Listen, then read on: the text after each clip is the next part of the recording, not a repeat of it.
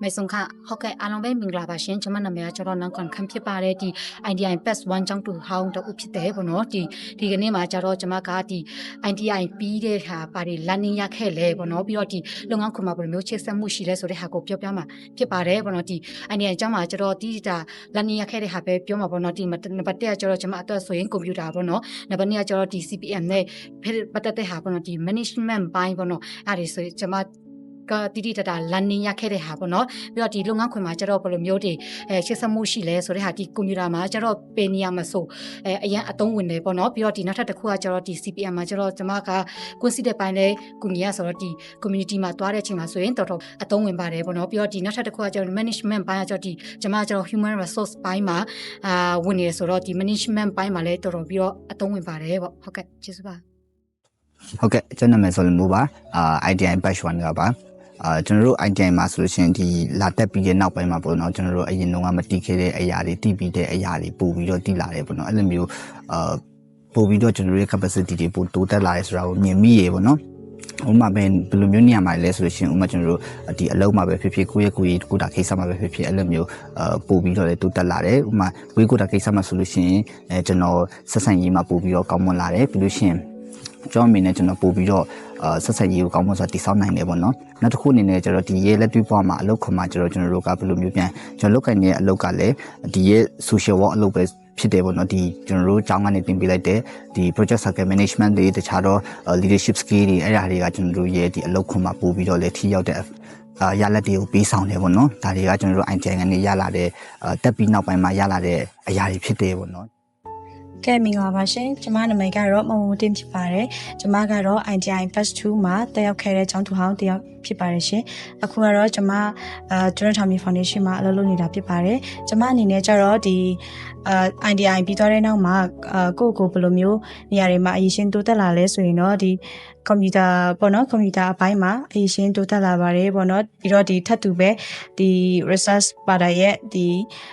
community project management ပါတာရဲ့နဲ့ဒီတခြားတော့ဒီ English ဘာသာရပ်ဒီမှာလည်းအရေးရှင်နဲ့တူတက်လာရရှိပါတယ်ပေါ့နော်အခုလက်ရှိလုပ်ငန်းခွင်မှာဆိုရင်လည်းဒီကျောင်းမှာသင်ခဲ့တဲ့ဘာသာရပ်တွေကနေပြီးတော့မှပြန်လည်ပြီးတော့မှအသုံးချနေရတဲ့ဘာသာရပ်တွေကတော့ဒီစီမံကိန်းဆိုင်ရာဘာသာရပ်ဖြစ်တဲ့ community project management နဲ့ research skill တို့ပြီးတော့ဒီ work skill တွေမှာလည်းဒီအခုလက်ရှိကွင်းစင်းနေရတဲ့အပိုင်းတွေမှာပြီးတော့စင်းစရာလုပ်နေတဲ့အပိုင်းတွေမှာနဲ့ပြီးတော့အစီရင်ခံစာလုပ်တဲ့အပိုင်းတွေမှာတရဲ့အထောက်အကူဖြစ်စေပါတယ်ပေါ့မင်္ဂလာပါကျမနာမည်ကအီအီနံပါကျမက DITI ကျောင်းရဲ့ကျောင်းသူဟောင်းတယောက်ဖြစ်တယ်ပြီးရင်တော့ဒီအမတ်စင်နေ့မှာတည့်တဲ့ကျောင်းသူတယောက်ဖြစ်တယ်ပေါ့နော်ကျမကဒီကျောင်းတက်ပြီးတဲ့နောက်ပိုင်းမှာဆိုရင်ကျမရဲ့ဘယ်အရေးချင်းအဓိကတိုးတက်ပြောင်းလဲသွားလဲပြီးရင်ဒီလုပ်ငန်းခွင်မှာဘယ်လိုမျိုးပြန်ပြီးအသုံးချလဲဆိုတဲ့ဘိုင်းနဲ့ပတ်သက်ပြီးကျမပြောပြပေးသွားမှာပါအဓိကတိုးတက်သွားတဲ့အရေးချင်းမှာဆိုရင်တော့ဒီ community development ပေါ့နော်အရင်တော့ဆိုရင်တော့ဒီ community development နဲ့ပတ်သက်ပြီးတော့အခြေခံလောက်တာပဲတီးခဲ့ရတယ်လက်တွေ့ကွင်းစင်းခဲ့ရတဲ့အပိုင်းမရှိဘူးပေါ့နော်စာသွေးပဲရှိပြီးဒါမဲ့ဒီ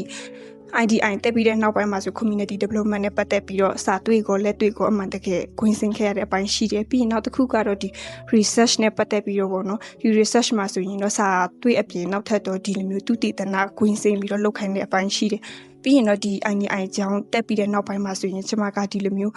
community development နဲ့ပတ်သက်တဲ့ program တစ်ခုလိုက် join ပြီးတော့ဒီ research နဲ့ပတ်သက်ပြီးတော့လည်း group work လိုက်လုပ်ပြီးတော့ training လိုက်လုပ်ပေးခဲ့တဲ့အပိုင်းမှာဆိုရင်ကျွန်မလက်တွေ့အမှန်တကယ်ပြန်ပြီးတော့အသုံးချနေတဲ့အပိုင်းရှိပါတယ်ဟုတ်ကဲ့ဒီလောက်ပါပဲရှင်ကျေးဇူးပါမင်္ဂလာပါကျွန်တော် IDI အမတ်စစ်တုံးကျောင်းသားနေလင်းထွန်းပါဒီ IDI မှာကျွန်တော်တင်ယူလေ့လာခဲ့ရတွေကဒီလက်တွေ့လုပ်ငန်းခွင်မှာတကယ်ကိုသုံးဝင်ပါတယ် English ရော computer ရောနဲ့အခြား life skill ဆိုတဲ့လုပ်ငန်းခွင်နဲ့ဆိုင်ရာပတ်သက် skill တွေပေါ့နော်ဒီမျိုးတွေကကျွန်တော်ခုလုပ်ငန်းခွင်မှာရောလူတွေနဲ့ပေါင်းတင်ဆိုင်ရတဲ့နေရာတွေမှာရောပြီးတော့ပူပေါင်းဆောင်ရွက်နေရမှာရောကောင်းမှုစွာလောက်ကိုင်ဆောင်ရွက်လာနိုင်နေပါတယ်ပေါ့ thank you ပါမင်္ဂလာပါပေါ့နော်ကျွန်မနာမည်ကခင်ပပမှုဖြစ်ပါတယ် IDI Batch 3ကျောင်းသူဖြစ်ပါတယ် IDI ကျောင်းတက်တဲ့ချိန်မှာပေါ့နော်ကိုတက်ကတော့ဒီကွန်ပျူတာနဲ့ပတ်သက်ပြီးတော့မှတခြားသူပေါ့နော်ပြန်ပြီး sharing လုပ်တဲ့အချိန်မှာလိုအပ်တဲ့ skill တွေရရှိတယ်ပေါ့နော်နောက်ပြီးတော့ဒီCPM ပေါ့နော်project လုပ်တဲ့အချိန်မှာလိုအပ်တဲ့skill ပေါ့နော်အဲ့မှာဆိုရင်ဒီ community နဲ့ပတ်သက်ပြီးတော့မှဖြစ်ဒီ